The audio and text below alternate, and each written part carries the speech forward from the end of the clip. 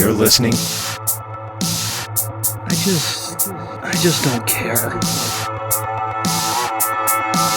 Look, if you're 300 pounds, then you are a monster, and I don't want you to talk.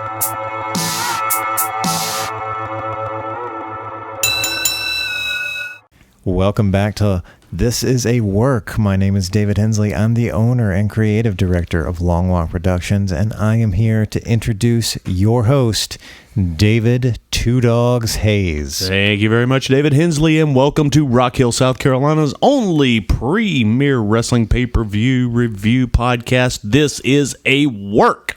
With me, as always, my tag team partner, Chris, the Fashion Plate Barnes. How are you, brother? Yeah, okay. I had nothing for that. So this week we are reviewing Clash of the Champions 2020. Gold Rush. Gold Rush. Why do we need to put taglines on everything this year? I don't know. Clash of the Champions doesn't need a subtitle. It's enough of a mouthful. I mean, three of the belts weren't even on the line, so they should just go Fast and the Furious route and shorten it. Well, I thought it was already just Clash of Champions. Yeah. If you're going to add anything on there, you should be like Clash of Champions Nightfall. Tokyo Drift. you took it away from me. Shorten it to COCK. Mm-hmm. Clash of Champions Kings.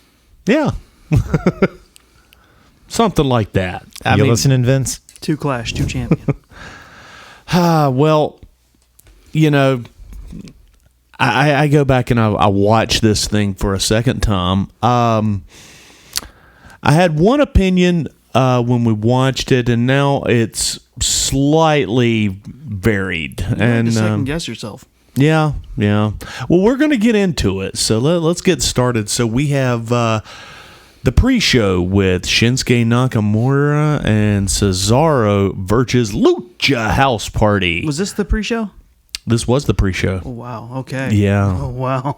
Mm-hmm. Well, that's because there had to be some shuffling of the show, right? Yeah, because we... who did we lose now? We lost Nikki Cross. We lost Nia and Shayna. And Tamina? And Tamina. Right. What was the reason? Is it we don't know. We can only suspect it has something to do with COVID. But again, we need a musical sting to play right there. That's just speculation. I have no information on this, but a lot of people are saying, yeah, it's more than likely COVID. Maybe it was T-Bar. But even Meltzer is not saying, it is because of it. He's even saying, could be COVID. We don't know. Or Slapjack. Yeah. Or I forget the third one. So we had to stagger a whole bunch of things, move some things around. And, so it's... And I think this one was misplaced. So? Yeah, I think this should have started the show out.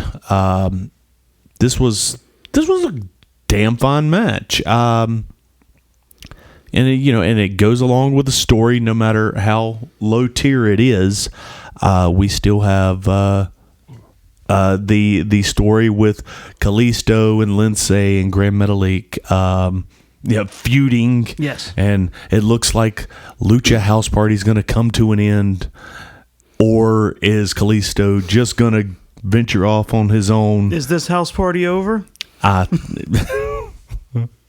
now Kalisto is free to pursue a lucrative career on the main event or 205 Live or one of these other shows. Banished to the shadow realm that is 205 Live. Yeah. Is anybody watching that at all? Genuinely, whenever you bring it up, I am surprised it still exists. Yeah, I mean, it's still there. Bleh. It's like purgatory for all the small guys that Vince doesn't like. But that notwithstanding, But I think that's good for them to just have their own little thing over there away from prying eyes. Yeah. Where if you want to watch, it's great, and they're yeah, doing something. Look at these little kids over here. They're building a reel for when they want to move on to somewhere better. Right. So when you go to AEW or Impact, or They're still going. yeah, they are still going. I mean, and actually, it seems to be they're getting some pub. We've got. Oh God, I just forgot the guy's name. Eric Young, I think, just became their world champion, didn't he? Yeah, he went back. Mm-hmm. And he was there a total of 10 minutes, and they gave him the strap. So, which I've always liked Eric Young. Yeah. He never got a fair shake in WWE or NXT for that matter. I think the sanity thing. I think it could have worked. I don't know. Maybe just didn't get the proper push and the proper placement. I'm not sure, but regardless, he's gone and he's enjoying the fruits of Impact now. So, I thought that the Lucha House Party Shinsuke Cesaro match was great. I think it was misplaced on the card. This should have not been on the kickoff. They should have started the show. I gave this thing a 3.5. Oh, yeah. A lot of good, fast-paced action. Moving into the actual card. Now, here we go. If we would have watched this next match and then the pay-per-view The went little off. credit thing when it came up at the bottom. Yeah. And good night. This would have been a 5 Meltzer pay-per-view. Yes. AJ Styles versus Jeff Hardy versus Sami Zayn for the IC title. I will now say definitively this is the best thing I've ever seen Jeff Hardy in. I agree. You know what? It rivals. It rivals a lot of. I could be forgetting a lot of stuff, but it's seared into my brain as one of the best things he's ever done. I mean, the ladder matches with him and Christian and the Dudley boys. I mean, Christian and the Dudleys. Yeah. Yeah, those were fantastic. But I mean, in recent years, this is the best thing I have seen him do. And as somebody who's only been watching for a couple of years now, to me, this is the best thing I've ever seen AJ Styles do.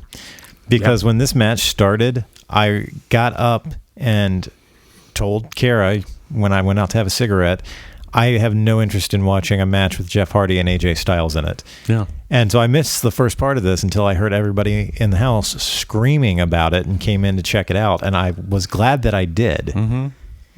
Now, most of this, well, I can't even say most of it. This was an effort put on by a collaborative effort. Yeah, Very much thank you. Thank you. A collaborative effort. Very much. AJ Styles, no stranger to the ladder match. Nope. Jeff Hardy pretty much made the ladder match a staple in wrestling, period. And boy, did they put over Sami Zayn. Yes, they did. Oh, my God. I mean, To get that kind of rub from two guys who have been multiple-time world champions, and that's the thing. Yeah. That's another thing. now, I mean, admittedly, I did not have high hopes for this. I did not care about it going in. Mainly because we're still doing I'm the IC champion. No, I'm the IC champion. It's the same thing we did with the US title. I mean, it's a tried and true storyline. It was the storyline that led to Michaels and Razor Ramon ladder match at 10. It's that kind of thing. Guy who had it gets injured and leaves, or in Sammy's case, health concerns. Yeah. he comes, and then in the meantime, while he's gone, since it's extended amount of time, well, we need to have that title in play, so we crown a new champion. And now there's a couple other rumors going around, and again, that's all they are, rumors. But now they're saying the past 4 months that Sammy was gone, he was his wife had a baby. Okay. So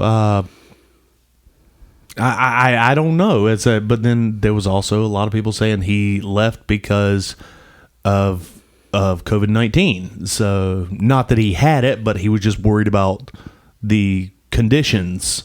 Well, that and probably having a newborn, being around it, he wouldn't want to. Yeah, I was going to say if she's been pregnant for the last 6 months, then he probably definitely didn't want to be around other people who could give it to him and by proxy her. Oh no, it absolutely makes sense. And I honestly I can't say that I blame him. All I'm saying is if that's true, it's a better result for him than Steamboat. Yeah, for real. Man. He didn't have to come back as an animal. So. Right. Sami Zayn looked like $1 million in Hell yeah, this. he did. He looked like... Despite also looking like he's living out of a dumpster, but... Right. Yeah, he looks quite disheveled. And, but I mean, in this year, we're all kind of rocking a bit of dishevelment to some degree. A little bit, yeah. So he looks really underhanded. He looks diabolical. I think a little unhinged, which plays into the finish. There's just some monster spots in here. Some of the things they tossed Jeff Hardy into the V of the ladder when it's upside down. God, yeah. So right onto the hinges. Mm-hmm. that kind of scissored the ladder shut, and woo, it's so cringeworthy a moment. I mean, you think about that because we've all, if you haven't done it, you've at least seen someone doing it, getting their finger, pinched by that scissor part of the ladder. It's happened so many times. And when you think about your body going into it. Now imagine a side of your body doing that. Yeah. Where your kidneys are. Yeah. Oh boy, that's tough. And the hits kept coming. There was one major there was a couple botches, but there was one major botch that they recovered from really nicely because AJ had picked up Sammy to put him on a ladder that was propped on the ring apron and the table, and it slipped off the table. I mean, I think you called it. It was just a little bit too wide of an angle. Yeah, and AJ didn't get him quite enough, so it tilted the ladder and fell down. But immediately after it happened, AJ, you could tell, was just like, I don't know if he said anything. He was like, I'm tossing on the table. And he immediately just tossed Sammy on the table, reset the ladder, and then put him on it. Yeah, went right back to work. Oh, yeah. And put him through it. Sammy also takes this, I think it was just before that, this ridiculous flip spot onto the ladder. Just oh yeah. Oh God, it was tough to see. His back looked like an apple pan Betty. I'm pretty sure everyone's was worse for her, but his was most obvious because he was shirtless. Right. And so we get towards the go home, and is this the Jeff ladder spot? Yeah. He was clearly gonna do something. I don't know if it was like catch the rope or run across the ladder or something. Yeah, because they were tilting it very specifically toward a ring corner for Jeff to do something, but something slipped and didn't go right. and he tumbled and he hit the apron and fell off. And then he had another spot where he was again, you weren't really sure what was going on. Right. He it looked like he just started climbing down the ladder and yeah. But I mean, the nice thing is, at least in a match like this, when something goes off like that, it's just it can still look like a very good part of the match where it's like where that kind of thing doesn't detract because it's like, well, this is a very precarious stipulation, so It's like you do stuff like that, people are gonna fall off ladders. Like most of the spots are someone's getting pushed off a ladder, so it's like, so a tumble like that, can just, once you get things rolling again, you can just integrate right into the flow of things. But the worst one, the most cringeworthy moment, Yes, I would say of the whole night.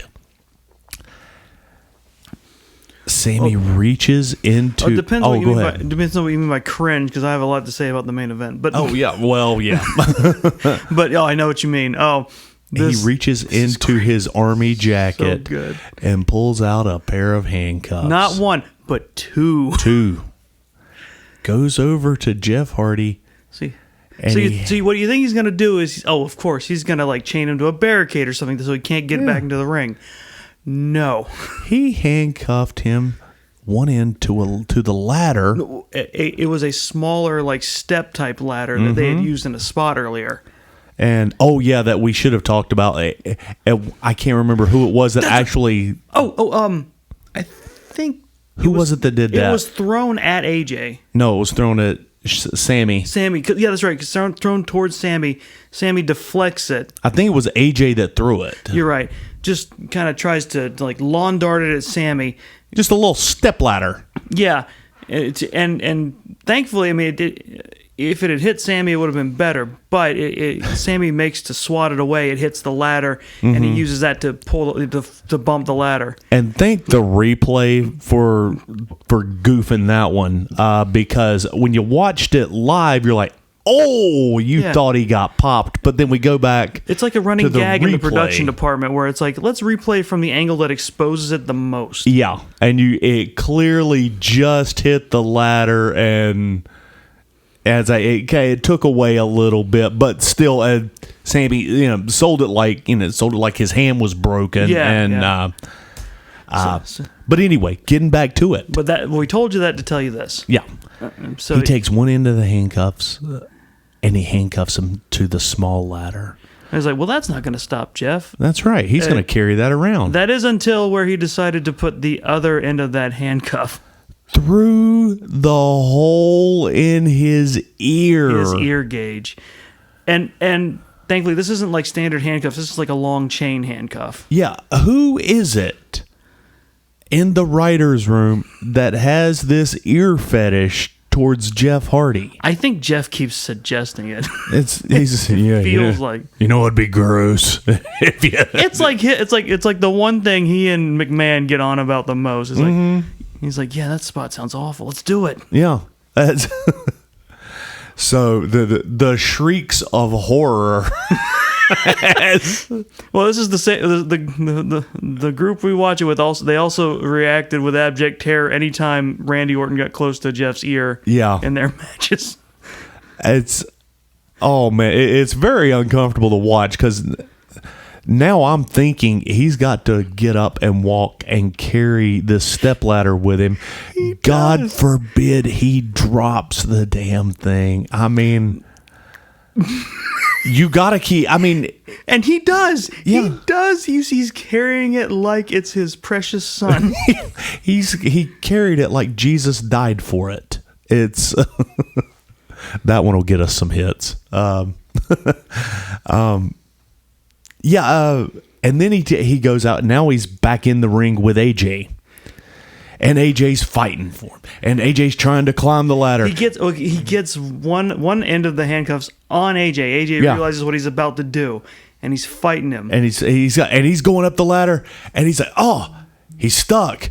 He thinks he's been caught on the ladder, but he's not caught on the ladder. He's caught on Sami Zayn.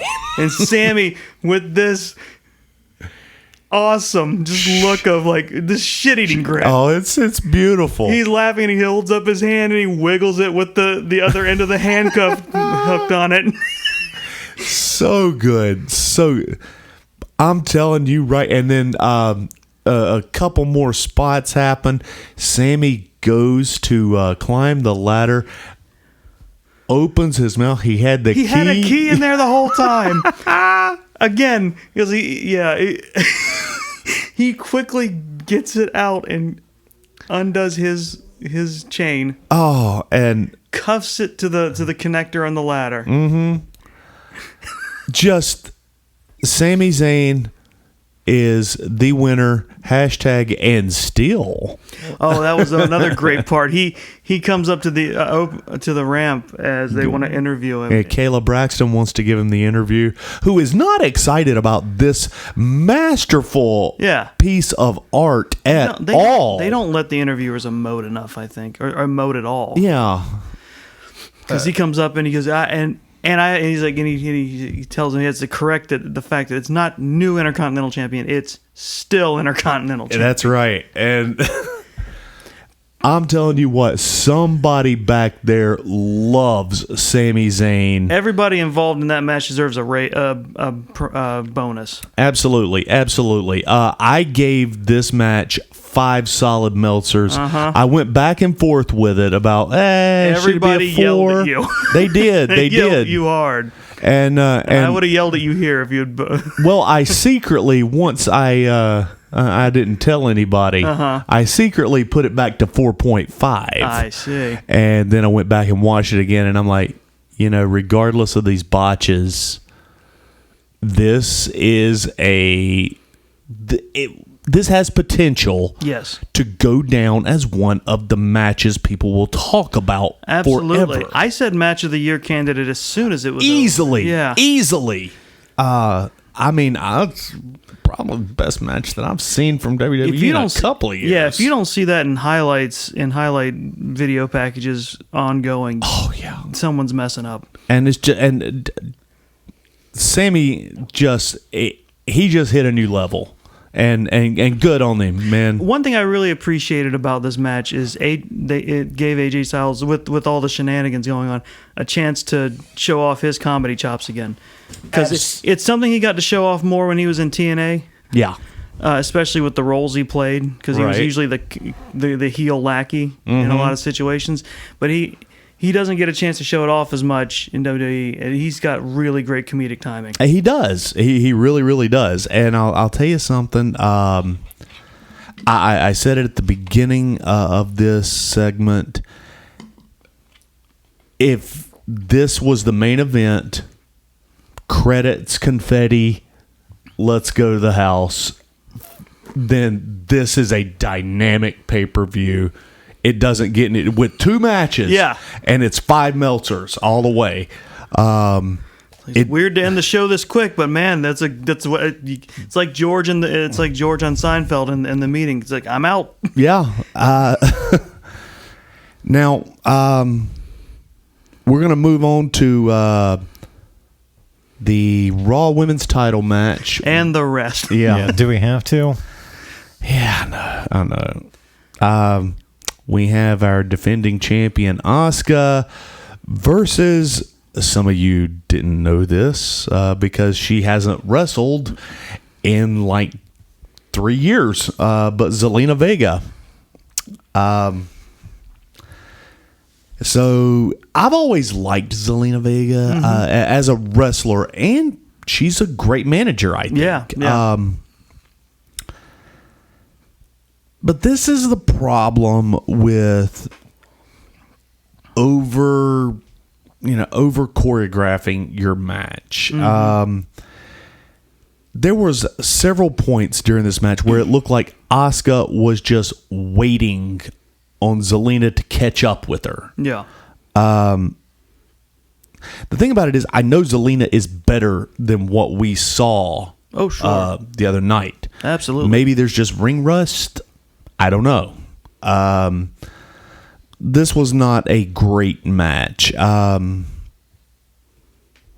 end, the main story looks like that we're going to continue this feud, because after Asuka handedly goes over, yes,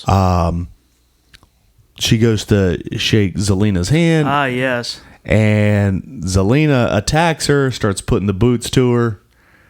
And I know it's a heel thing, but Asuka should have kept the mist. Right? That's the perfect moment for her, because I love how crafty Asuka is. Yeah. And me being a great Muda mark, I love the mist anyway. So, Yeah, hey, Muda used to do the mist when he was face. Yeah, I just love it when they let Asuka be take no shit Asuka. Yeah. And because she's also got that excited energy of hell yeah, I'll fight you, come on. Yeah. And watching her bounce around. There's not a lot to say about the Zelina. The weird thing about Zelina, and the one thing I would another reason I'd encourage this to keep going, is it's odd to see Asuka at a physical advantage. Mm-hmm. Yeah, it really is. I don't know. The spots were cheap. The spots were slow. Yeah.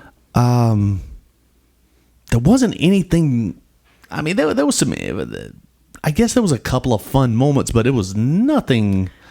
There was no meat on this bone. We were also still coming down off the high that was the ladder match. Yeah, and you're not going to top that. You're not. I mean, show stolen. I mean, yeah. I mean, what you should have done there, if you always need to put over your world title. Yeah. Women's, men's, whatever, you should always put over the world title. I would have put Lashley and Apollo next because they weren't going to show up anyway. But I'll be honest with you. I gave Zelina Vega versus Asuka 1.5 Meltzers. Oh, okay. I had them at 2, and I was like, no, I get it. I get that. This needs to drop. So now we have what should have been in that place.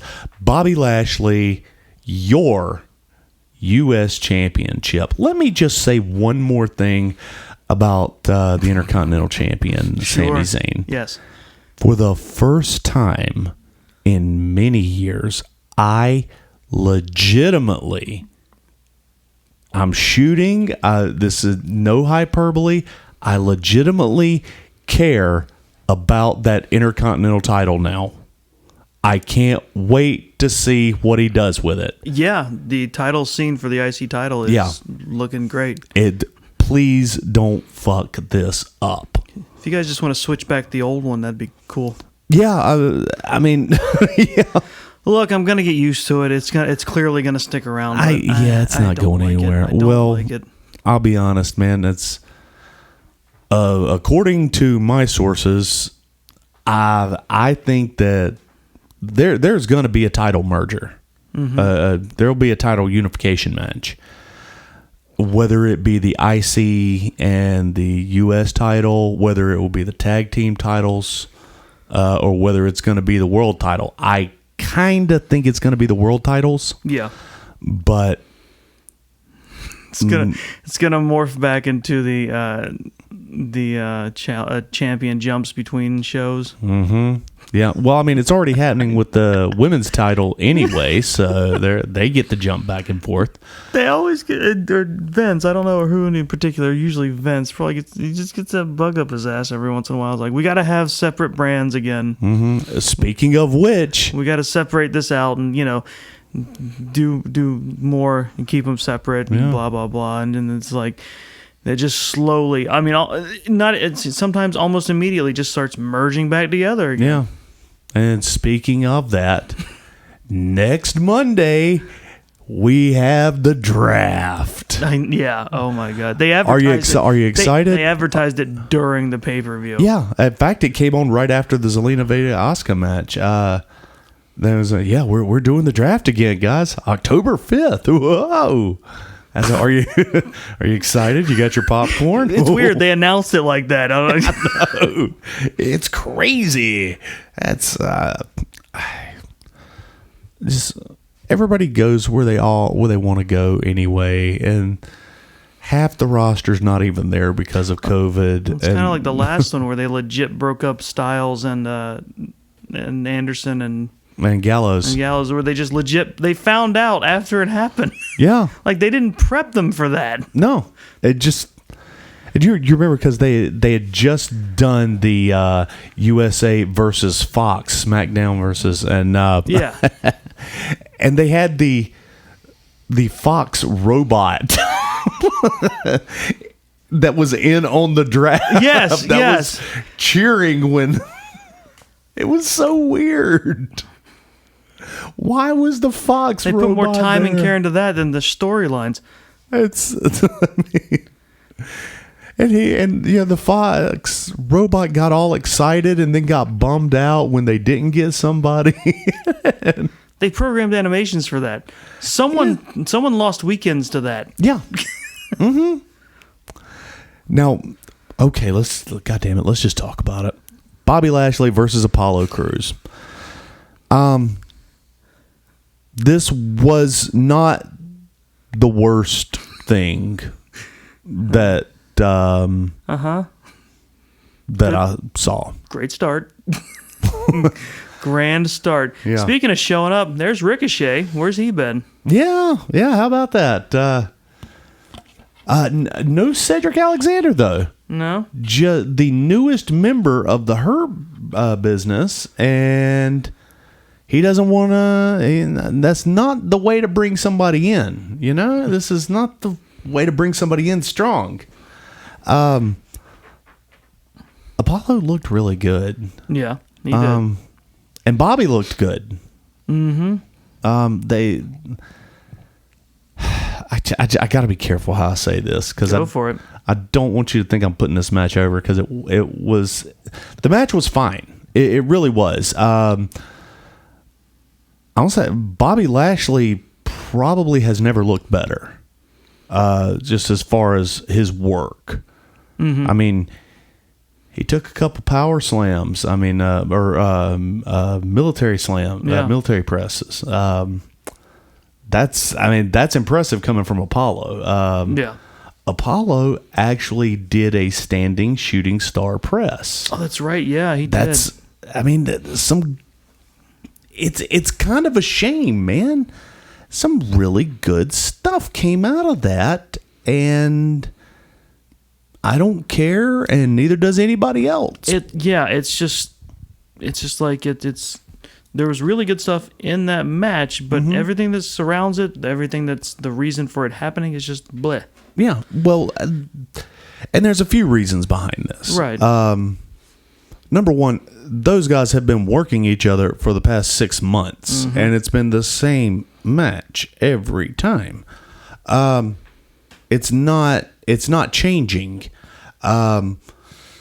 Sadly, I actually looked it up that night because somebody had brought it up. There actually is nobody else for the Hurt business to work. I was. Oh yeah, you were talking about that. Everyone else is tied up in something else or unavailable.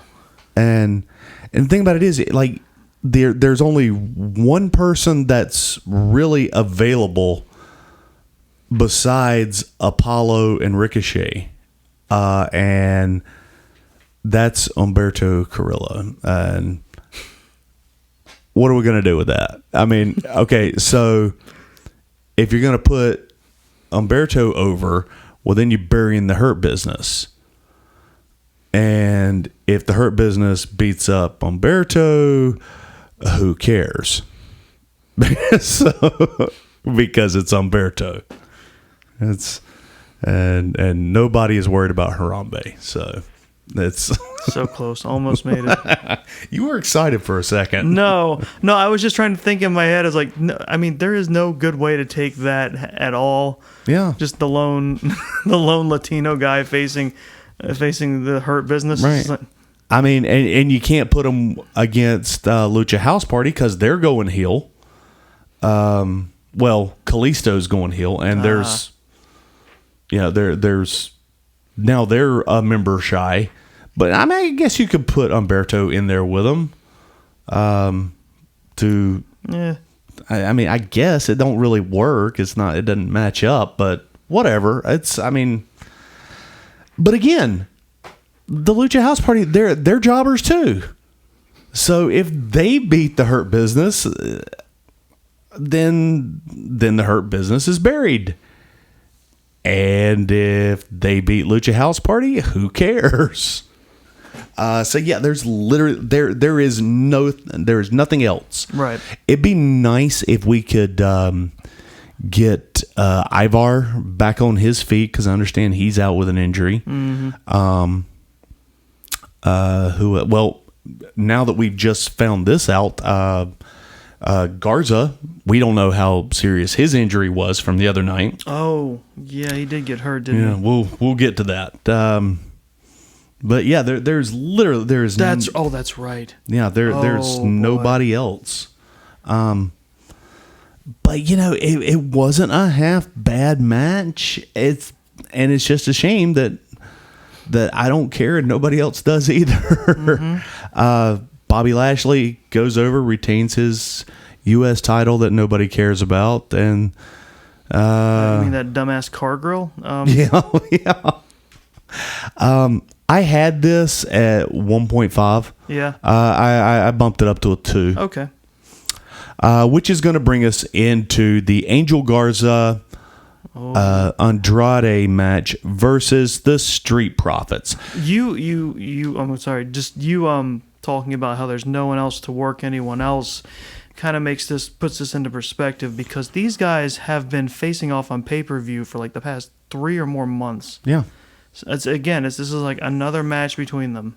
Now, something we could do. Yes. This is a possibility. Yes. But you got the Street Profits versus the Hurt Business. Right. We could do this. You could. You have to establish a tag team there, and I mean, all you've got is a bunch of singles competitors in a stable. Mm-hmm. I mean, they could freebird it a little bit and switch it up each time, so that the logic being you never know, they don't know who exactly they're facing. I like freebird rules. Yeah. I am a huge fan of that.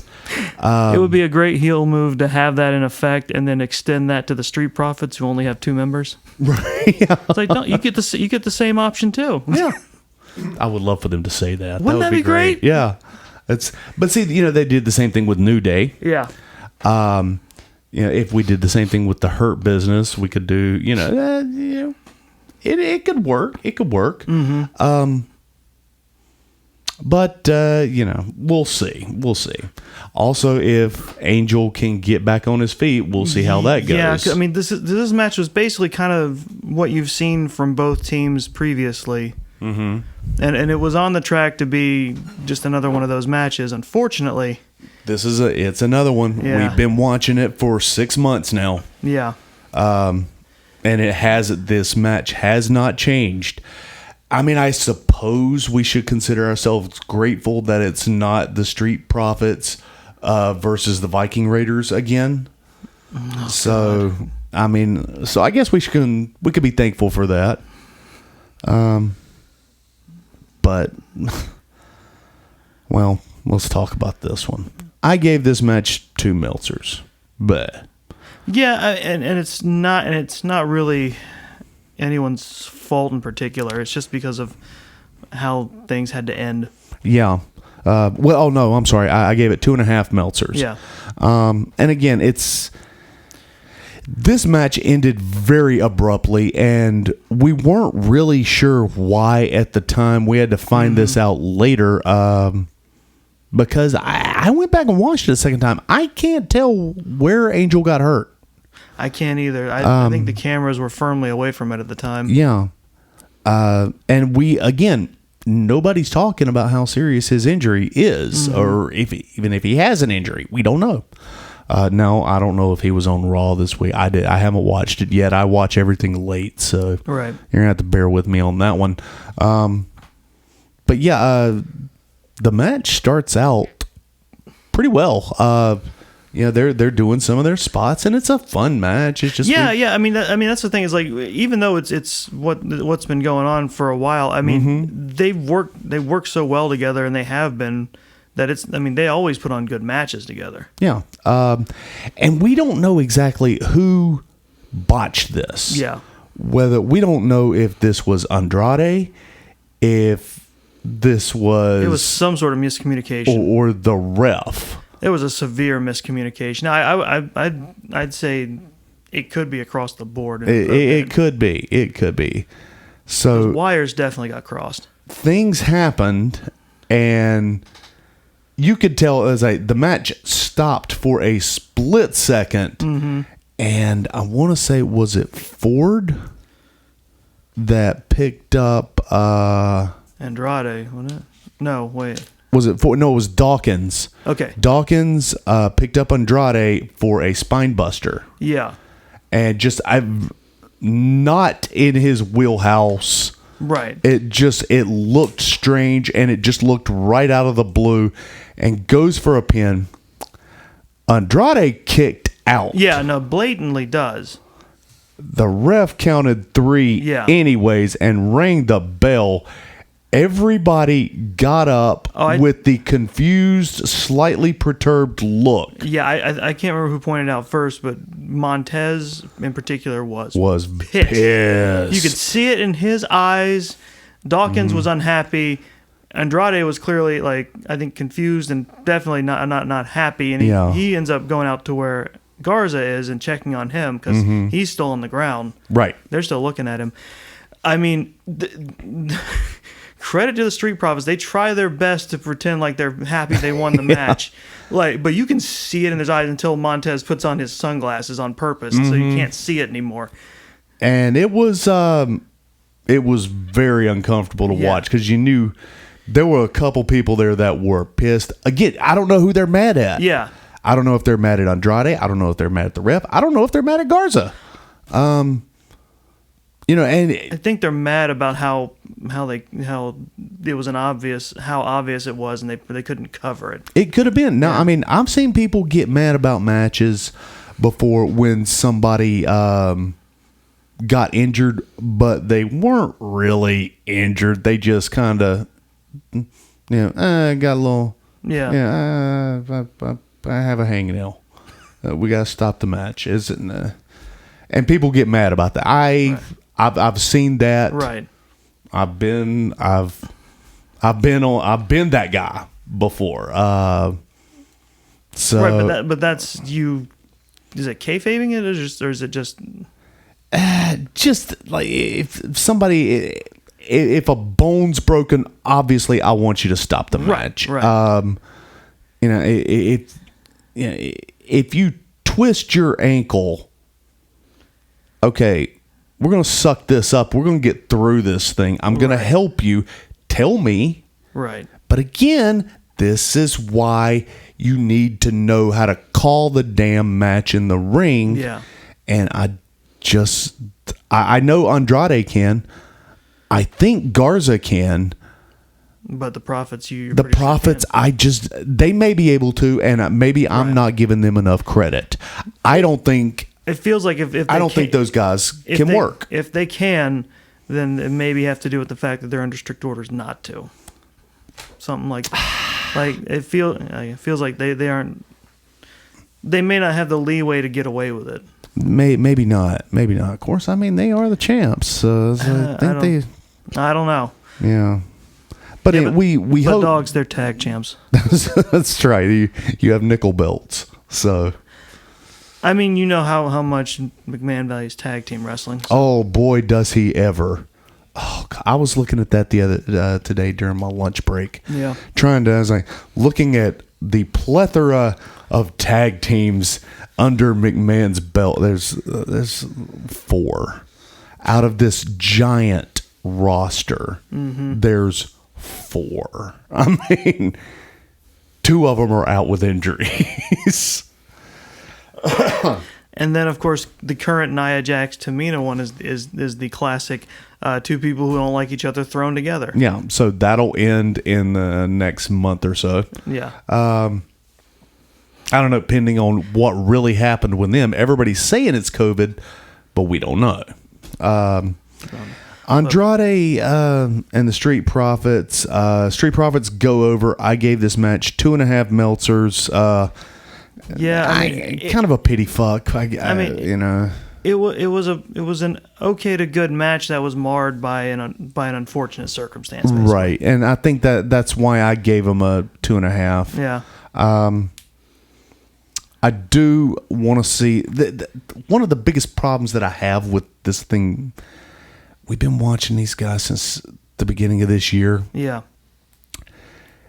This match was probably going to end the feud, but now, because of this botch, we got to see the damn thing again, and we're probably going to have to push it until the next pay-per-view. Probably. So we're going to have to see it for another, 6 more times. Damn it. Well, let's move on to Bailey's match. Oh, man. So, This was actually a pretty bright spot in the show. I was a fan. Yeah. Nikki, obviously, she was out. She can't make it, so Bailey comes out. So Bailey comes out with the chair. All smiles. I'll say what I said when we were watching it. If she just picked it up, just slung it across like a guitar and strummed it like La Parka. Oh, wouldn't that be awesome? Yeah, and then did the little... Yeah, the little one little leg dance. Because I mean, when you strum it as a parka, it's not like a slow strum. It's I'm busting out a solo on this thing. Oh man, that would be. Well, she comes out there and she cuts one of her famous promos that Hensley just gets a big hard on for whenever she does that. Hang on, I heard something come from this corner of the room. That was him getting excited about this promo that we're getting ready to talk about. And so he comes in. Stop giving her a microphone. It's just, she's so adorable when she tries to be evil. Ding dong, who's there? It's me, the Raw Women's Champion. Or SmackDown. It was a knock-knock joke, wasn't it? Or something like that. It might have been knock knock. I don't remember. Whatever. The words don't matter. It's hilarious. It is hilarious. What it is. It's like a little kid who wants to come in and perform something for you. You really can't move on with the night, right? Until this kid comes in and does his thing so that he can go to bed. And so you're just like, you're sitting there, go on, sweetie. All right. Who's there? It's Orange who? I am glad you didn't say banana. Okay. All right. Well, that's a million laughs. And you're and we're over here laughing behind her at you because you're the target of this. And that's actually the reason I'm starting to like Bailey, because David Hensley has such hatred for Bailey. I just love it because she's trying to be she's adorable and she's being cartoonishly evil, so it wraps back around into aw. It's one of those things, and I thought about this today too. I've known Mr. Hensley over there for roughly 8 years. 7. Yeah, that's 7 years. Yeah, we met in 2013. There you go. That's it. And look up when your Facebook friend anniversary is. And I have come to find out the things that Hensley really hates that he's got to go on a tirade about, I secretly find myself loving. I'm not even going to say the guy's name. I'm just going to talk about him in the ether, and you know who I'm talking about, don't you? Hensley hates this random individual person. I'm not going to say his name. I'm not going to say anything about him, and you know exactly who I'm talking about, don't you? The unfortunate thing is, excuse me, you could be talking about a number of people right now. Oh, you're right. You're right. But there's one person in particular. Yeah. Yeah. Listen, here's the thing. Here's me. Here's my psychological profile. when you call me out on something, 9 times out of 10, I'm going to double down on it. Yeah. Now, if I am genuinely in the wrong and you call me out on it, I'm going to apologize. Yeah. And if it's something serious, I won't hesitate to apologize if I'm wrong. But when I say that Bailey is a horrible actress and people decide to jump on me about that, I don't. You're well, right. I heard that Bailey eats kittens' heads. Not the whole thing. Well, she does it to And gain- not full-grown cats either. Yeah. Bailey waits until a litter of newborn kittens have graced this world with their presence, and then she gets a goddamn dip scoop and reaches in there and Melon picks baller? up the thank you. She gets a fucking melon baller and then reaches into the litter right under the mama cat and scoops her up some baby kittens, and then she gets the gardening shears and it's off with the kitten heads, and then Bailey just eats them. And Won't you even finish think- it. She just takes a bite, throws the rest on the ground. It's goddamn wasteful and disrespectful is what it is. And at some point along the line, somebody, probably Vince McMahon, told her, the more kitten heads that you eat, the better of an actress you're going to become. And Bailey said, well, by golly, if that's what it takes, I'm certainly going to try. So she keeps eating all of these kitten heads, and it still hasn't made her a better actress. It made some of her hair fall out. You and, know, it's not going to be from us, but I'm sure when some people listen to this, you're getting a talking to. Well, it keeps backfiring too because she just absorbs their cuteness. that's true. Also, Aunt Doggz, Bailey. not to get on you, but it's kind of your gimmick when someone publicly expresses their dislike of something. I was about to say immediately that. adopt it as What? the best thing ever. That does not sound like me. Because We you just are, go in the opposite direction about it. I hate because it you harder. are a heel in real life. Yeah. If somebody calls me out on something, that just makes me hate it harder. If Yeah. somebody calls you out on something, you are then going to double down to annoy that person. I that does not sound Which like would make you the best wrestler manager think I combo do that. I've ever seen. No, I don't think I do that. I think you're Just the both of you gaslighting people in real time. So Bailey. Oh, is that what we were talking about? Yeah. Okay. So she counts her out, has the ref raise her hand, and then Asuka's music. It goes to start. She I don't think do they finish the count?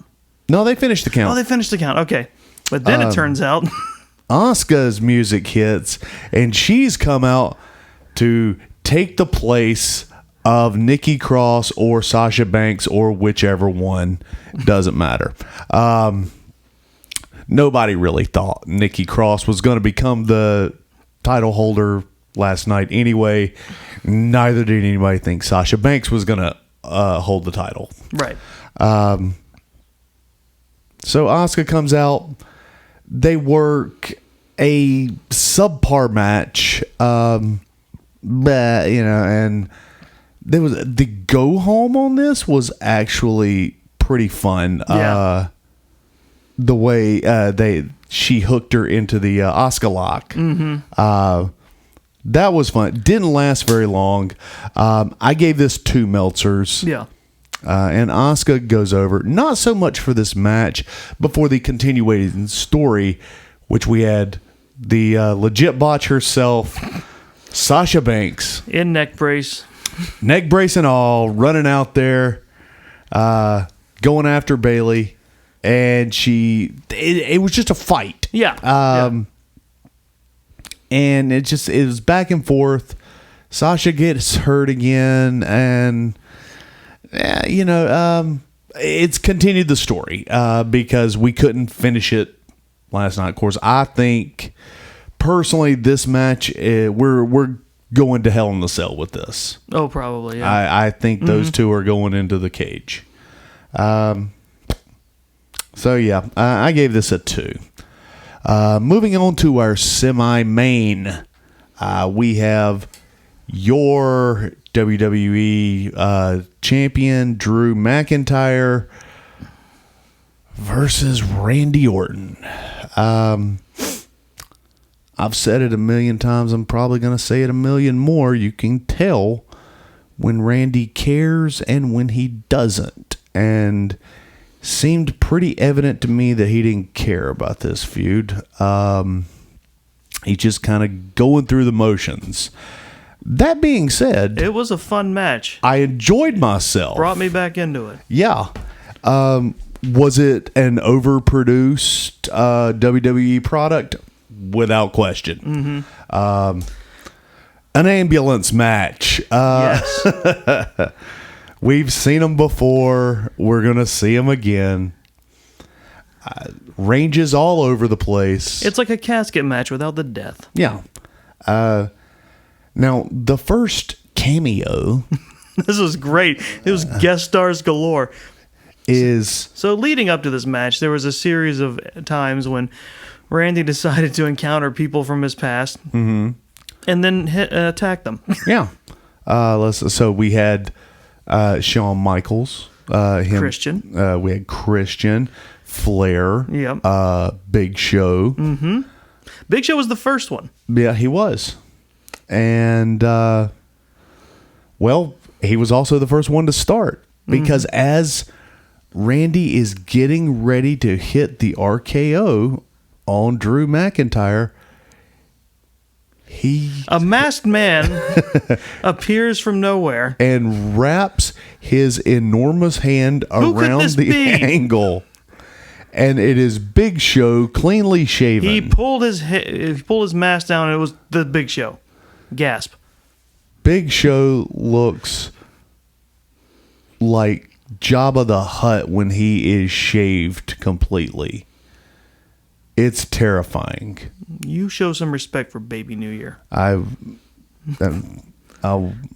showing about as much respect as I can for That the is the- star of the Big Show That show. is the kingpin of crime out there.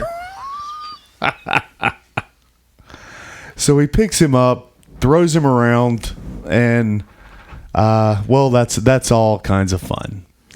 So now we're going to range around a little bit more. We go into the backstage, and Yes. man, they got catering set up there, and it's I was- pretty, man. They teased with that. Oh, they They teased did. hard.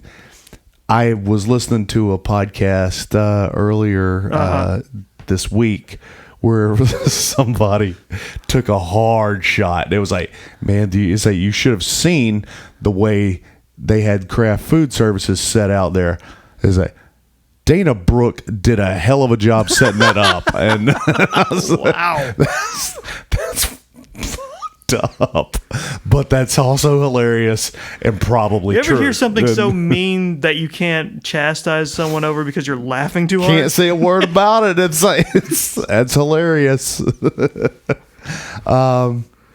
So yeah, they got everything set up. It's hard to say I'm mad at you when you're chuckling too hard. Right. And who should pop out but Christian? Christian. I don't know how his song goes. Da, da, da, da, da, da, da, I can't remember. I can't. It's Whatever. It doesn't matter. He was a loser. What? He was. That's hurtful. ECW champion at best. What? No, he was actually World Heavyweight Champion. Yes, from VCW. No, I actually World Heavyweight Champion on SmackDown. You sure about that? Big You sure he gold wasn't? belt. I remember he Big- was the ECW champion. He was the big silver belt champion. He was also the big gold belt champion. Boy, that's disappointing, isn't it? He won it after Edge had to retire suddenly. What? and then- really was that boy? Yes, and has then Randy won it from him, and that's where that. Everyone, welcome to This Is a Troll. This is real. This is real. That's what the connection with Randy is. I must have been dating somebody when that happened. I can't. I must have been just like, when you just start dating somebody, you forget everything else that's going on in your life. Okay, man. That's probably what has. I must have It was just when Edge started. retired, he won it, and then Randy won it off of him pretty soon after. and that's the connection there when he. You had his know, interaction. now that we're starting to talk about it, and I am starting to remember that. And that's where it came from. That's where because they had a feud over it. That's where their interaction came from. He was wearing the singlet at the time, wasn't he? I think so. I want to say yes. And he's too skinny for a singlet. It was definitely somewhere in the weird on him. It was somewhere in the Peeps and Captain Charisma phase. Oh, there you go. Yeah.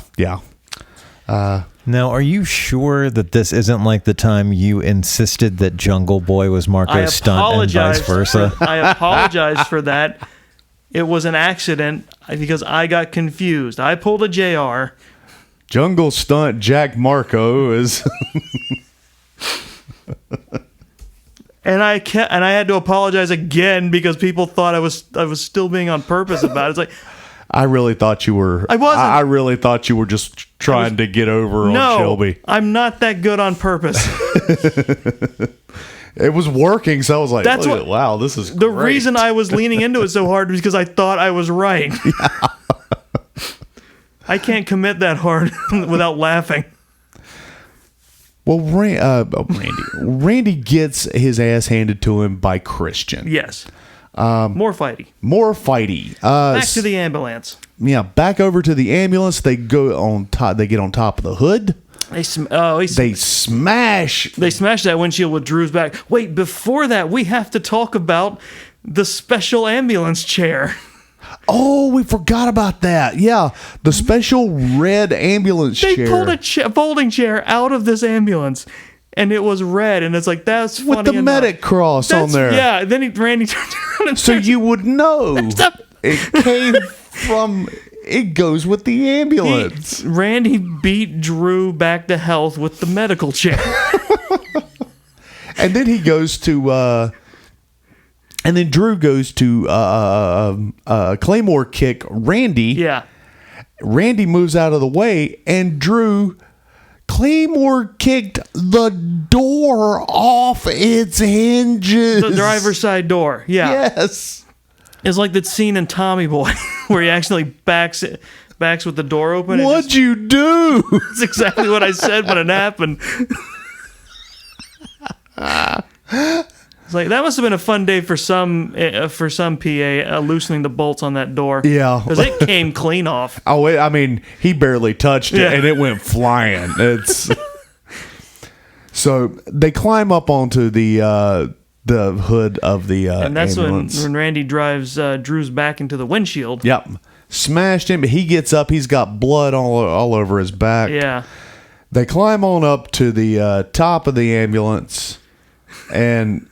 They did this weird spot where Drew looked like he was holding on for dear life. It was the Lion King spot, is what I want to call it. Yeah, and it was.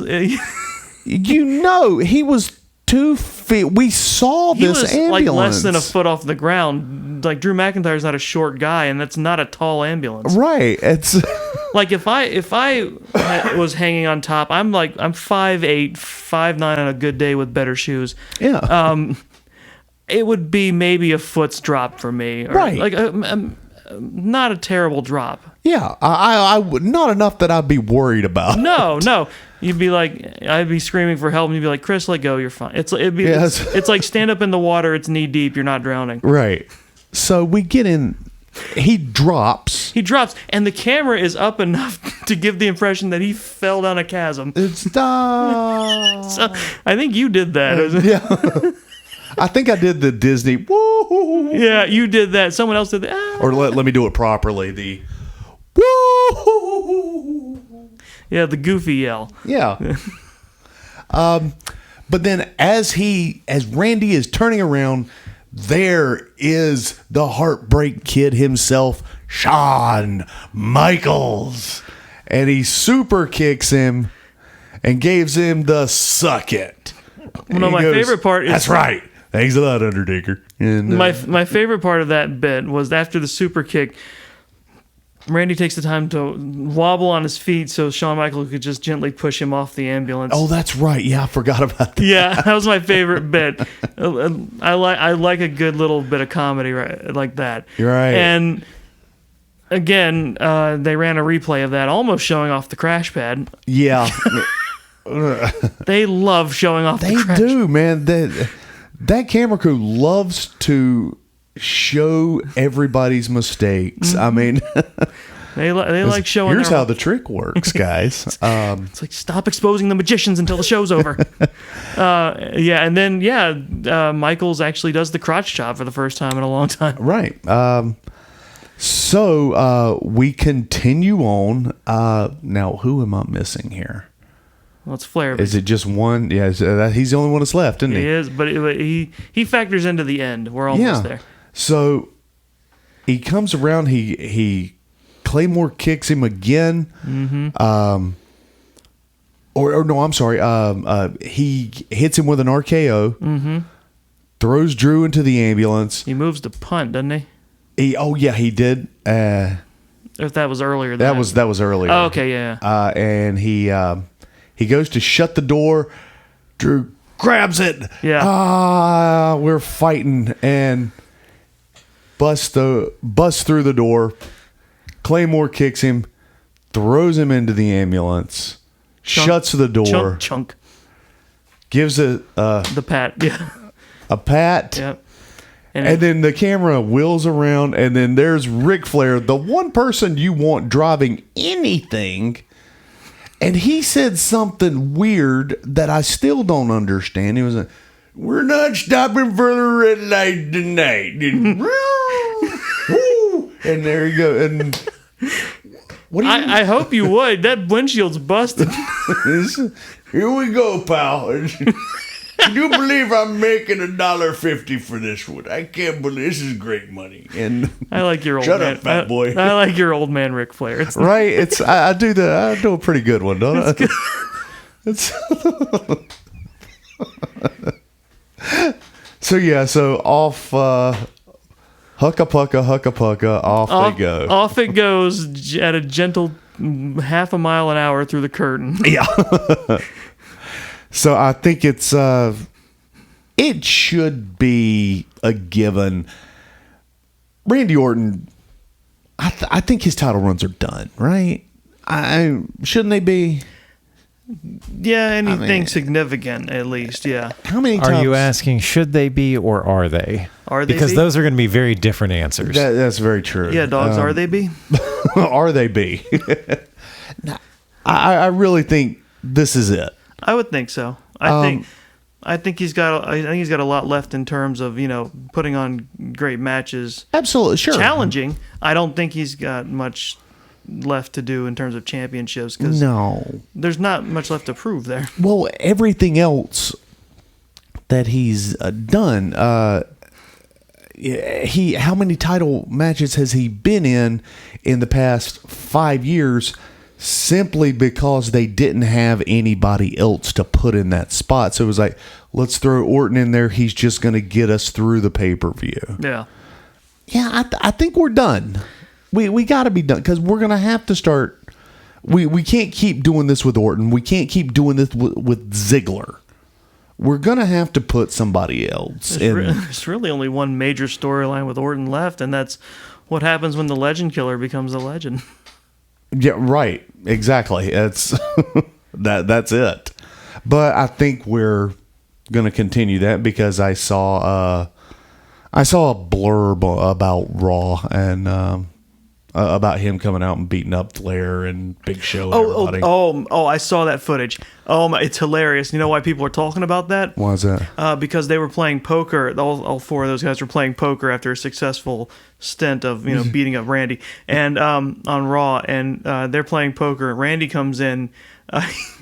He's okay. They're supposed to be night vision goggles. They're welder's goggles. Yeah. And he comes in with those on. He looks ridiculous. Switches off the lights.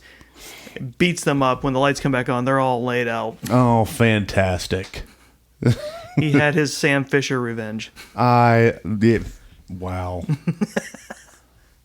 So Flair's out there talking to Big Show. They're just in a back room playing poker together is what happened. Literally, that's what happened. I'm going to raise you $20. It's my entire payout from the Clash of the Champions. Come on, fat boy. Come on, I did your mom last night. Come on.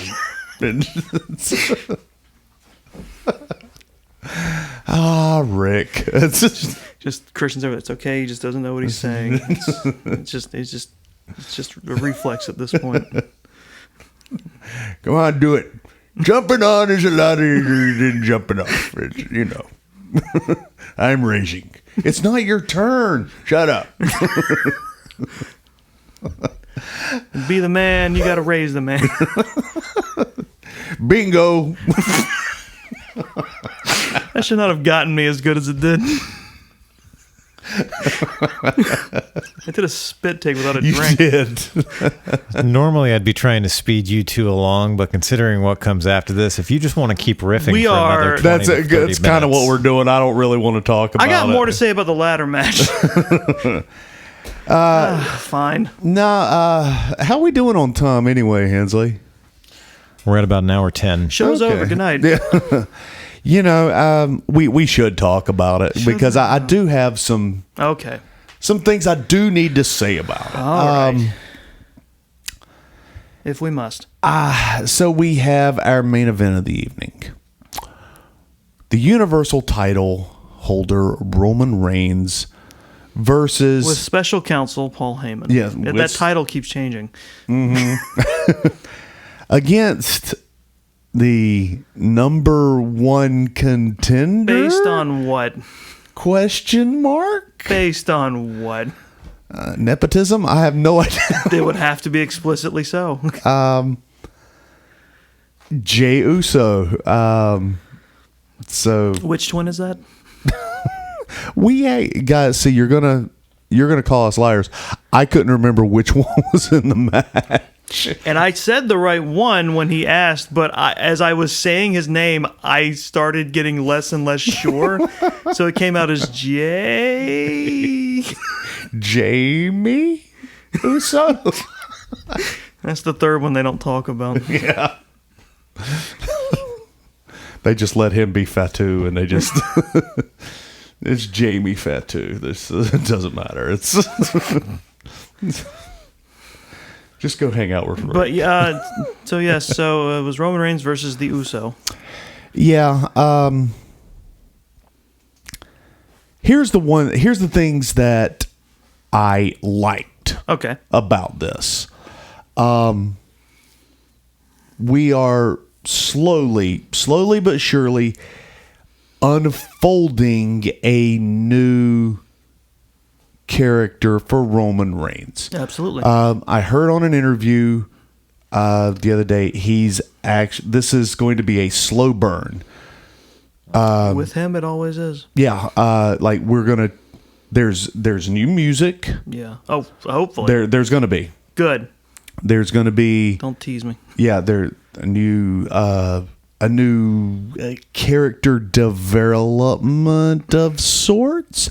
There's gonna be new gear, but it's going to be a slow burn. So yeah, I would rather it just all happen like that, but what are you gonna do? You mean like all the opportunities handed to him? Yeah, yeah. Here's the thing He's that like one of the most decorated wrestlers I do not give a shit about. you're on the nose. Here's some of the things that I liked about this match. Okay. He comes out with no shirt on. I've been wanting him to do that for a long time because I hate He's never the needed, flak jacket. He's never needed the security vest. Yeah. No, it's when the Shield broke up, everybody else dropped the flak jacket and the BDUs. Yep. Except him. Everybody else got new theme music except him. Right. He's the only one. And I've always hated his look because when the Shield broke up, he's just the last member of the Shield that's wet all the time. The Shield broke up by Ambrose and Rollins walking their separate ways and Roman just continuing to stand there. Yeah. Yeah. That's it. I don't know, man. let me say it. Let me say some more good. Okay.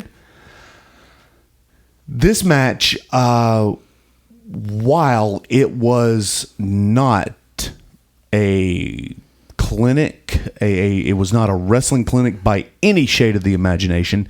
It was not fast paced. It was not. I can't even say it was high profile. No.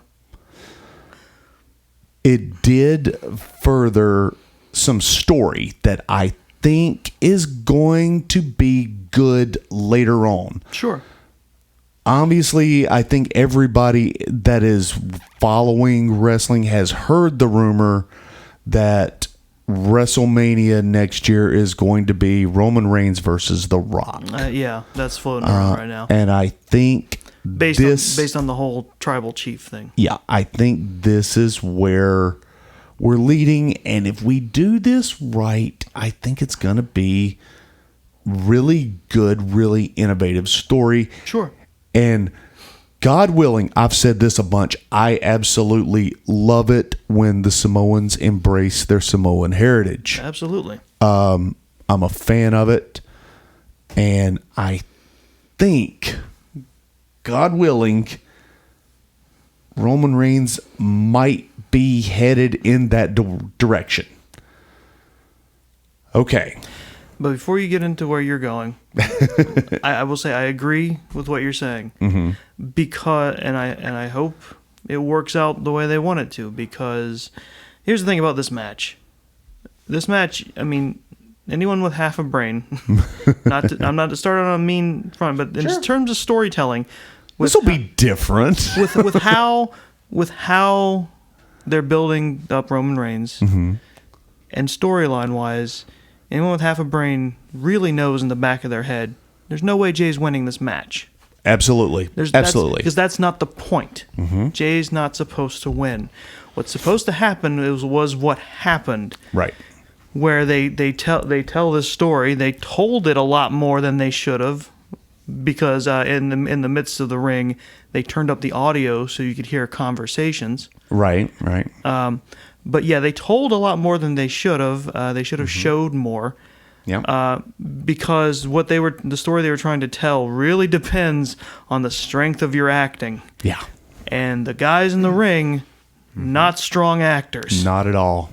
And that's where this match fell apart for me. Yep. I would have forgiven it immensely if they had been able to pull off what they were really going for. Well, you know what would have made... First of all, there's no way this should have main evented a pay-per-view. Oh, no. Period. This should have been like a Raw main event. There you go. If this was a Raw main event and they pushed it, if they advertised it like they were advertising the draft, like we knew about the draft last week. Yep.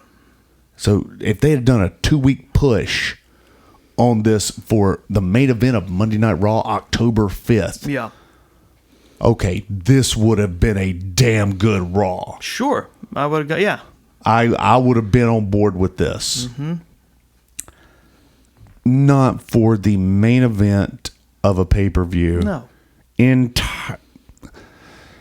It's Clash of the Champions, guys, and I hate to keep bringing that up, but god damn it, it's Clash of the Champions was always a huge pay-per-view because it was champions of old versus current champions, or champion versus champion, or the number one hot commodity coming up to challenge for the that's the reason. That's what Clash was. The whole premise is tonight you might see major shakeups. Yes, and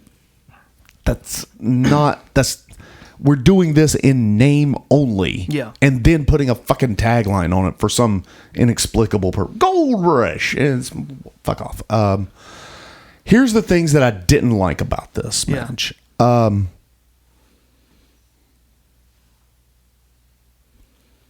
Roman can't wrestle. Mm-mm. Roman can't work. Roman can't act. It's very upsetting because if I was a booker and Roman Reigns walked through my door, I'll be honest, Chris, I'd want to put the belt on the son of a bitch too. Sure. Look at him. He's huge. He's got $1 million body. The guys look at him and say, wow, he looks badass. He looks cool. Yeah. The women think he's gorgeous. Why wouldn't you want to put the title on him? Absolutely. And you know what? You could create some story around him. And they've done that. Yeah. And it works. And there's all the components are there. He's also come from Legacy. Mm-hmm. All the components are there except one. And it's when that fucking bell rings. What you got to do is you got to keep him in the ring with people who can cover for him. And Jimmy can't do it. Jay. Damn it. Jay. It's okay. It's all right. He's heard it before. That's Jay can't do it either. Yeah. No, Jay can't do it. I'll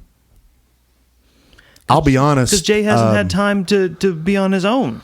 Yeah. Like the Usos have been a tag team for so long that this is really, I mean, outside of tag team feuds where one of the Usos would be in the ring with against one member of the tag team they were facing, not a protracted singles run from him. I'll also take it a step further. I understand the story that was supposed to be going on in the ring. They didn't want this to be a squash match, right? Nor should it have been. But the problem here is not the squash match. It's, well, you said it earlier. Talk less, show more. Mm-hmm. This is one of the few times where less is not more. Right. I've got to see more. I want to see more. I love heel Reigns. I need this to be good. They're finally leaning into the things they should be with him. Right. Here's the problem also with this idea. This idea probably would have worked with a live crowd. With a live crowd, I agree. I agree. And as the match is going on, Roman keeps a mic on him to show how effortless this is for him. As he's berating him with a mic, he's still wrestling. But again, I would still say that's even furthers my point as why this should be main event Raw. Yeah. Oh, exactly. As a main event Raw thing, that would work fine with me. Yeah. Not a pay-per-view. I would be excited for that. Mm-hmm. I wouldn't mind. Because that's basically an extended segment that, yes, you use to build drama to close out the show. What we saw was Roman methodically, which is wrestler speak for fucking slow. It's true. Hey, every time you hear that word in commentary, just think about that from now on. And I'll tell you something. Someone's methodically stalking their prey. It means they're taking their sweet damn time. Yeah. Now, the only person that you can honestly say methodically stalking that actually was methodically stalking was Andre. Oh, yes. You remember the Warlord from the Powers of Pain, right? I do. It helps that I've been watching some OSW and they're in that era. True. Yeah. Now, he was another methodical wrestler. Yeah. That's the one thing you have to come across as when you're a big guy who doesn't move quick. The Warlord, you have to make it look purposeful. By all shade of the imagination, should have been a star, but he was not because he couldn't talk, he couldn't work, and he couldn't act. He was just a big muscle-bound guy. He was. The difference between the Warlord and Roman Reigns is legacy, and that's it. And yeah, and all the opportunities he's been afforded. Right, and he's better looking than the Warlord. Right. That's it. That's the. I mean, outside of everything else, am I supposed to believe that Jey Uso can beat the guy who retired the Undertaker? Yeah, right. Yeah. I mean, and this is my big. That's going to be a sticking point for everything. It's Yeah. like, am I supposed to believe that? And again, I know where we're going with this. We're going to say, hey, okay, this is going to be the Usos are going to come out and they're going to say, hey, what's the matter with you? We're family, blah blah blah blah. Come on, Us, and I don't know. At some point, we might bring Nia into this, and yeah, it's going to happen. You know it is. Tamina's probably going to get into it. We might even see... Bring them all in. Bring them all in. We might even see Quiche come back, which will be fun. Oh, boy. I would like to see Afa and Sika. Who'd he do it for this time? Oh man, they should reference that if The Rock. Wouldn't does that be get involved. awesome? Like he comes in and he stops something, and it's a face version this time. It's like, I did it for The Rock. Yeah. Oh, wouldn't that be great? I would love to see Afa and Sika come in there one time and have. Oh, that'd be a good story to have him punk out the SST. Oh, that'd be a good story, man. I'd love to see that. I'm the tribal chief now. Oh yeah, it might even bring in. Okay, but I do want him to forget once and do a headbutt and have it no sold. Well, yeah, you have to, right? Yeah. That's the one thing. That was the longest running thing for the Samoans for the longest time. Yeah, didn't do his homework. The whole thing was you headbutt them, they just like they shake it off. Yeah. They smack their head a couple of times. Then they'll headbutt each other. They'll headbutt into the turn post and look at you, start coming after you, and there we go. And I would love to see this. Yes. I wish that's what we got this past. My big fat Samoan main event. Yeah. It's going to be the best rom-com next summer. Walking on sunshine. Anyway, look, I'm not going to go into detail about this match. Number one, because we've brooded on it for 20 minutes now. Basically, we told you all you needed to know because there's not much action that occurs in the ring, and then it ends with Roman brutalizing Jey to the point where Jimmy runs out and throws in the towel. Yeah, that's it. And, you saw all of this coming a mile away. It didn't take a wrestling historian or a wrestling expert to figure this one out. Right. I get where the story was going in the ring, but the execution was poor, in my opinion. Now, I know, I've watched, I've read things on the internet here. Many people love this match, and very few people hated it. Fine, whatever. But I'm just going to quote Mystery Science Theater real quick and say, wow, you really pulled a stool up to that premise and milked it dry. Yeah. Well, really, the problem was, as Jimmy's supposed to come back and he's supposed to put on this, fast-paced, false hope, and he gets a couple of those. The problem is Roman was so slow. Mm-hmm. And so, as they put it during the commentary, calculating. That means it looks by like the time it happened, we didn't care. Still doing math in his head, right? And so, and then that happens, and then Jimmy runs down, throws in the towel, and then we got a lot of, hey, say I'm the tribal chief, say I'm the tribal chief, I put food on this family's table. Where it was like Lil blah. Nate was the ref, and it was just as all this was going on, he just had this look of, "Can you just wrestle, please?" Yeah. And again, I'm going to say this: more than 3 clotheslines per match means you don't know what you're doing. For those of you that are about to at me, that said, "Oh no, he didn't throw more than 3." The Superman punch counts as a clothesline.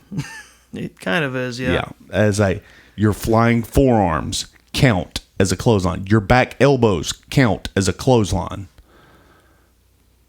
If you more than 3 of those, you don't know what you're doing. That's a rule.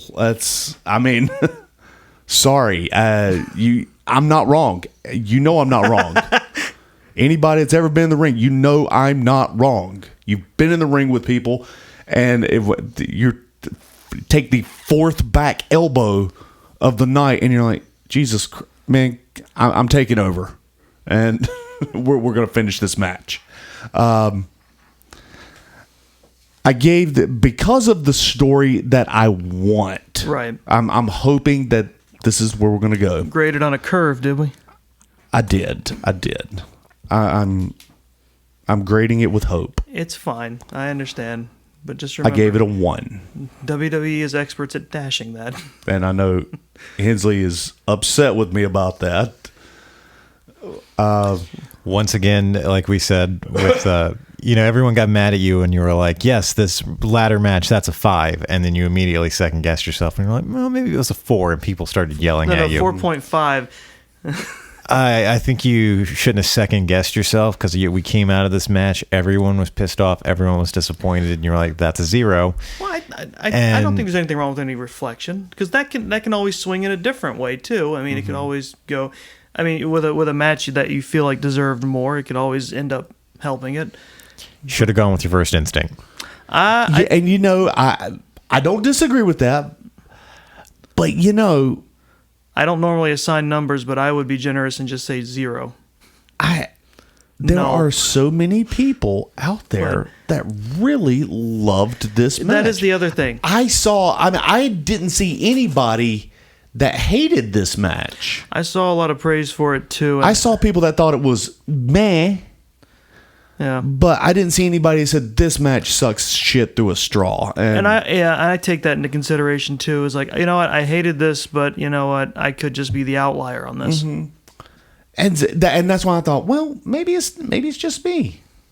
And is it maybe we're seeing things through a different lens.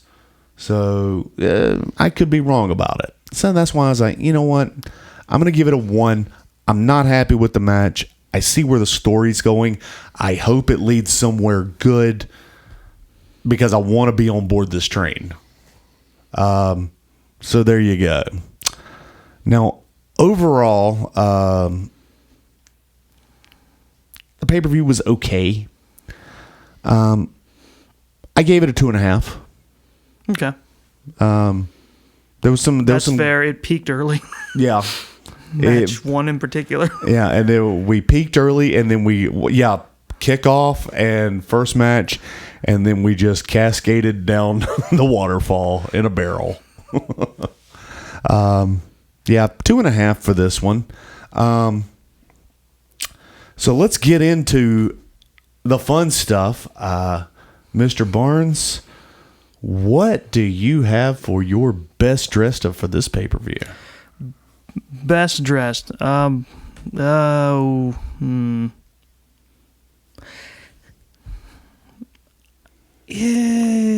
hard to say. Definitely not main event. No one in main event really stood out. No. I mean, you can't call Roman taking his shirt off, but he's still got the BDUs on as a fashion choice. It's like, you either had the shirt or you didn't. Wreck everything and leave, or we're gonna see the tattoo. That's true. And so, I'm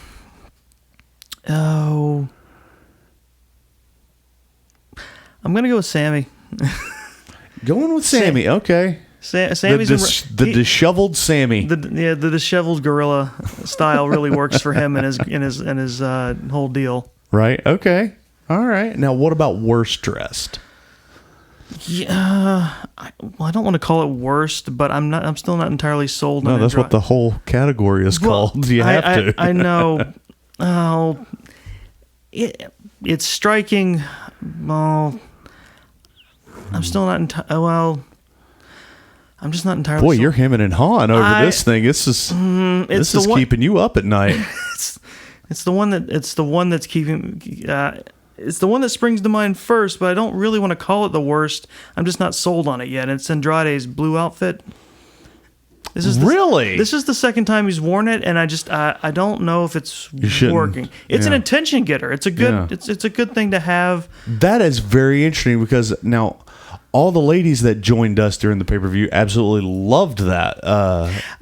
Again, I don't know. I'm kind of hung up on it. I don't hate it, but I don't know if it's working super well because it's so blue it blends into itself, and I know he's wearing something over it when he comes out. Yeah, and it just makes him look really formless until he gets in. He does look a little pudgy with it. I don't even mean that. It's just he just looks like a blue mass until he takes the right. the over part of it off. I can dig that. Okay. I hesitate to call it worst, but right. It's stuck with me, and I'm not really sold on it. So worst has to kind of be in quotes on this one. Right. Okay. I will say worst accessory was worst accessory was. We're going into a subcategory yes, now. it was Jeff Hardy's choice of earring later in the ladder match. I don't think it worked out for him as well as he thought. No. A strange fashion statement he made. Well, David Hensley, what do you have for your best performance of the evening? I don't have a and best. Why is it bad? Really? There is no best for this show. Nothing, huh? No. Not even the 24/7 belt. Oh, we forgot completely about Truth losing and regaining the no, we didn't. 24/7 belt from Drew Gulak. I did not forget. You know what? Just for sheer audacity and entertainment value, yes, I will say R-Truth's weird. I love that man's talking. Gabby Hayes. Yeah. Look. The get up and he came out as an old timey prospector on the pre-show. yes, thank you. I was trying to think of that word. Yeah, because it said Gold Rush in the title. I'll give best to R-Truth for that one. Okay, all right. That'll be fun. Now, what do you have for worst performance? I know what everyone is thinking because I went on a farcical rant about it earlier. And once again, as I've said in past episodes, and I'll reiterate for the 100th time, I think Bayley is a perfectly fine wrestler. Absolutely. But no, for worst performance by and far, it's got to go to Roman Reigns. And this time, I mean as a wrestler and as an actor. I agree. I do not disagree with you. I mentioned it earlier, but it was kind of up there with Rikishi's "I did it for the Rock" speech. Yeah. I get it. I want to be on board, but damn it. It's... God, he's stinking up the joint. And I'm confused about why. Maybe it's because everybody is so excited to see heel Roman for real that they're just going to take whatever poison Kool-Aid that they're given now. Well, and it's also it's the collective memory of wrestling fans, and this is going to sound very callous and cold-hearted of me, but it's the truth. There was a period when everyone as a collective was like, man, fuck Roman Reigns. He stinks up every match that he is. Bam, Roman Reigns has leukemia. Well, we all sincerely wish him the best and hope he recovers. Roman Reigns recovers from leukemia and comes back. He's back. That's great. We're excited to see what he does. Roman immediately starts stinking up the joint again. COVID hits. He goes away. He comes back. Wow, Roman Reigns is back. And he starts stinking up the joint again. And everyone's like, oh, that's right. He wasn't good before this happened. And he hasn't gotten better since. No. Dave, you've officially stumbled into something that I think every wrestling promoter knows about the fans. That they have no... what's collective memory? Collective memory. Because let's keep in mind, when the Shield was at the height of its power, the collective WWE universe all said Roman Reigns is the leader of the Shield and he needs to have the title. He needs to be the franchise. He needs to be the one to beat the one. And that's what they did. And the crowd saw him for what he really was after that, and then they turned like that. And while I'm waxing poetically about wrestling for my obligatory once an episode chime in, again, my earlier rant was farcical, but I am just getting really tired of seeing the same batch of wrestlers. And I think that is what has really affected my enjoyment of these pay-per-views. The AEW ones, yeah, we tend to see a lot of the same participants, but we get 4 of those a year. True. Here we're getting 1, sometimes 2 pay-per-views a month. And since March, how many Bobby Lashley matches have we seen? I'm tired of seeing Bobby Lashley. Right. I'm tired of seeing Bayley and Sasha. He's only been back for 2 pay-per-views, and I'm tired of seeing Roman. Yeah. We've seen a lot of Asuka. Who else? And as good as Asuka is, you're getting tired of seeing her. Am I right? I mean, and you posed the question earlier. We've got to be getting towards the end of Randy Orton, right? How many more times can we do this? Yeah. I mean, apparently a lot. Randy's 44, 45 years old right now. And I mean, as long as he's been doing this, there can't be much left in the tank. But he's got... And he's been doing it for about 20 years. Yeah, straight. and now he's doing it weekly. And I know that it wasn't that long ago. And look, I get it. We're in a weird time where a lot of the roster isn't comfortable coming back or can't come back for various reasons. So we only have a certain stable of wrestlers to work with right now. But it doesn't seem like that long ago where we would go a pay-per-view or 2 without seeing a wrestler. And we had a lot more variety. And I am just sick of seeing the same boring faces, because it also just seems to me like they picked the most boring wrestlers to keep using over and over. I agree with this wholeheartedly, and this is why this is going to be the hill that I die on. We have too many pay-per-views. I understand this is a business and we're trying to make money. This is too many chefs spoiling the broth. I mean, if you break it down by the month, you think there's at least, if you just watch Raw and SmackDown, that's at least 5 hours of wrestling a week. Then there's the optional stuff, the NXT weekly show. You know, when things were great, when you had the base 4.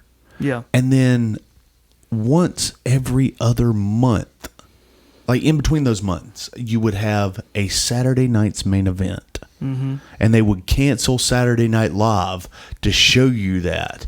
And it was very special. Yeah. Why can these sub PPVs not be our Saturday Night Live? Show it to us on a basic cable channel for free. Show it to it at a different time. Keep it at 2 hours, would you, huh? And showcase. Let's get some story out. And if the whole draw of the network is supposed to be, hey, you subscribe to this network, you get to watch all the pay-per-views for free, so let's give them as many pay-per-views as we can, then why is there also so much original content? Exactly. They've got the Austin podcast. They've got the documentaries they do about people, like they just did one on Undertaker. They've got their own little side fun shows, like Our Truth has a game show. They have the up down down. Is that on the network? Okay, so they have their own YouTube channel as well. Yeah. And then there's 40 years worth of old matches. They've got all the old programming. Yeah.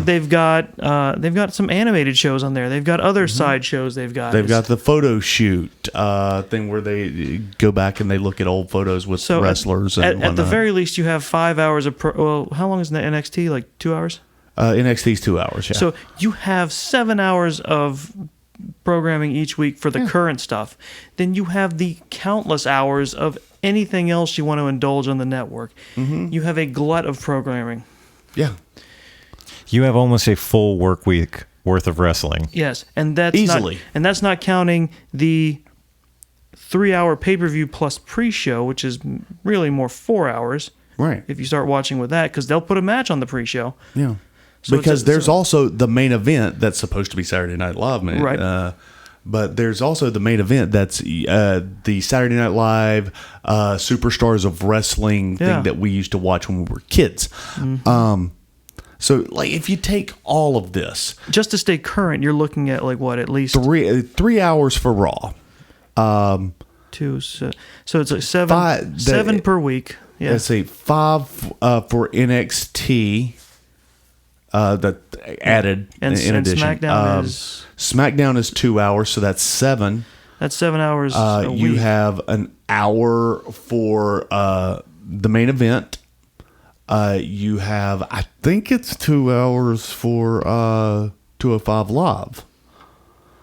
So what do we got there? 10 hours? 10 hours per week, right? Now that's just there's also UK, and I don't know how long that is. If it's an hour, it could be 2 hours. So we're potentially 12 hours. Not to mention that's just WWE. What if we want to watch AEW? Well, they have 2 shows, right? They have AEW Dark, right. and they have AEW. No, it's just Dynamite. Yeah, Dynamite. Okay. Mm-hmm.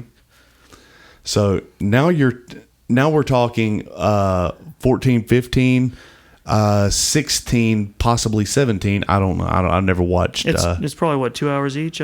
Probably. So that would put us at about 16 hours. Yeah.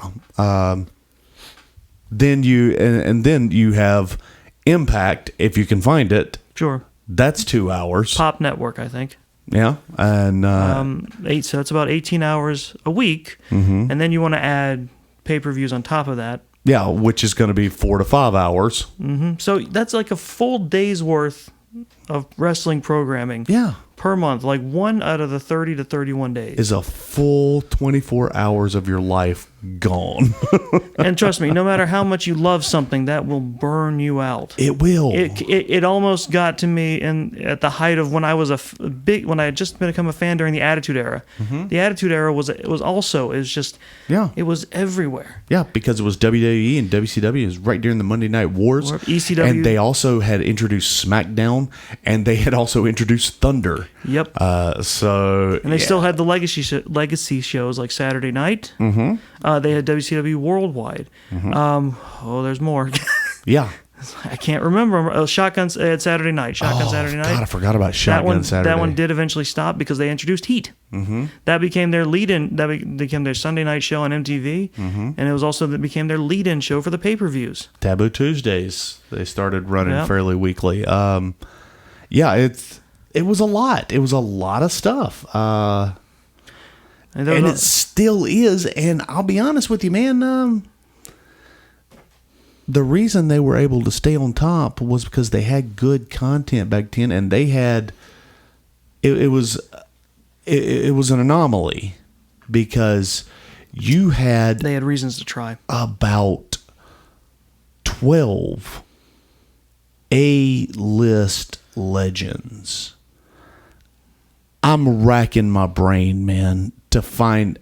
Roman will go down as an A-lister. He's not. He will. He will. I know he will. He's not. I mean, with where he's at now, unless something horrible happens, his spot in the Hall is secure. Yeah. You got John Cena. That's gone. Yeah. He was an A-lister after much hard work of shoving him down our throat. True. That's where we're at, man. And John Cena's a case of you don't know what you got till it's gone because Roman came to fill that spot and no. Yeah. And so, I mean, you gotta think about all this stuff. I went skydiving. It's why I'm perfectly fine with how we do it, which is I show up for the pay-per-view, I catch up where I need to, because they run plenty of promo packages for the matches, so it's like I can watch that, get caught up on where I need to be. Yeah. And I'm cool with that. You know what? I'm sure that there are plenty of good things to catch on the weekly shows, but man, I don't have the time. And yeah, And why would you? I mean, right now it's SmackDown is good. AEW's good. NXT is pretty good. That's about it. Raw is present. Raw is here. Yeah. Well, guys, I think that's going to do it. We might need to start thinking about taking it home here. David Hensley, what do you got? Well, we just released our latest Quentin Tarantino episode of Long Walk Talks, where we talked about Death Proof. So That's a fun coming up soon, we're going to be discussing Inglourious Bastards, and we're going to have another off-topic episode, which may or may not be our Halloween episode that we do yearly. It'll be all depend on what our release schedule looks like. There might be a bonus episode this month, and I'm pretty sure there's some new NXT content coming out soon. There is, and while I'm thinking about it, is Long Walk Talks also on YouTube? Yes, it is. All of the Long Walk podcast programming is also on YouTube. Okay. Apparently, I'm going to have to start listening on YouTube. For some reason, I'm not able to download anything from my iPod anymore. Oh, I weird. don't know what's going on. Weird. Yeah, that's unfortunate.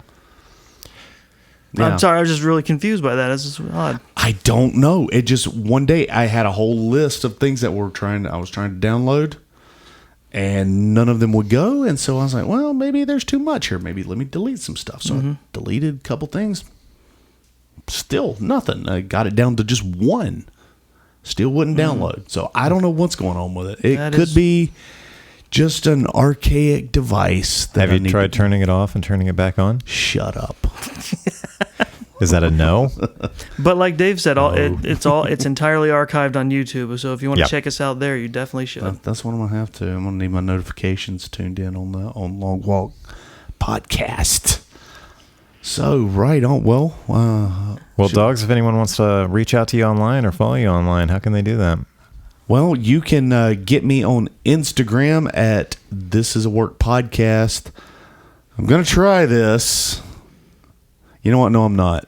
I'm going to wait till after the election. Then we'll do it. All right, fair. I'll bring out my Facebook. I'll start answering Facebook stuff after November. Maybe. But y'all gotta act like, yeah, you know what? I don't want to talk about it. Let's just. Well, Chris, if somebody wants to reach out to you, how can they do that? And why would they? But I'm on Twitter at Chris the OK. All right. You can follow me personally on Instagram at DB Hensley. You can follow us on Twitter at Long Walk Podcast, singular. And I forgot to say it at the beginning of this episode. I mentioned it on Long Walk Talks, but a few weeks ago, we decided to look up what our listening audience is like and where they're at. Oh, yeah. And we discovered that we had a listener in Ghana and a listener in Switzerland. Yes. Now, hats off to you guys. Thank you so much for listening. Yep. Thank you very much for listening. But with the way that this channel is laid out, with all three shows being on the same channel, we don't know which one they're listening to. It could be us, could be Long Walk Talks, could be This Is a Takeover. So if you are one of our listeners in Switzerland or Ghana, or really anywhere abroad, reach out to me. We want to hear from you. Email me, david.longwalk@gmail.com. Let us know how you found the show, what you enjoy, what's your favorite show, who's your favorite host, whatever. Yeah. Just let us know. We look forward to hearing from you. All right, guys. And always remember, for David Hensley and Chris Barnes, this is David Two Dogs Hayes saying, guys, if you got out of bed today and you had a job to go to and you got somebody that cares about you when you get home, folks, this match is over and you just won via pinfall. Thank you very much for listening to This Is a Work. Thank you for listening, and if you enjoyed this show, please make sure to leave us a rating and a review on whatever platform you are listening on. I like Aunt Bailey.